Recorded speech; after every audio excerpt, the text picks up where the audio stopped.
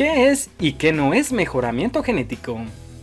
El mejoramiento genético animal tiene como fin integrar los mejores animales en nuestro hato ganadero, buscando la mayor rentabilidad en nuestra actividad ganadera.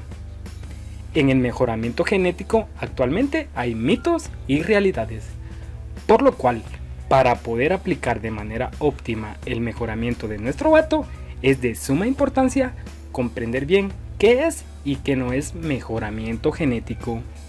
¿Qué no es mejoramiento genético?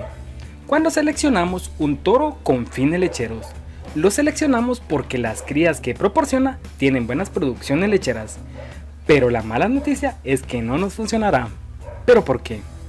La respuesta es que estos animales están en otro lugar físico y situaciones diferentes a las de nuestro hato ganadero.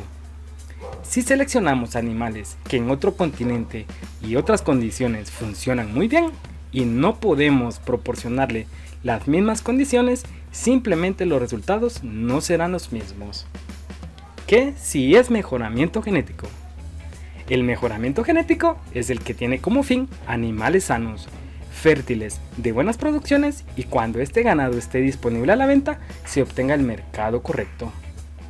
Un factor muy importante después de la producción es el mercado, porque podemos forjar la mejor raza, pero si no contamos con mercado, nuestra actividad no presentará rentabilidad. Dos puntos claves: el manejo del ganado y la genética. Debemos tener claro dónde estamos, quiénes somos y las capacidades de nuestro personal, y qué mercado tenemos disponible.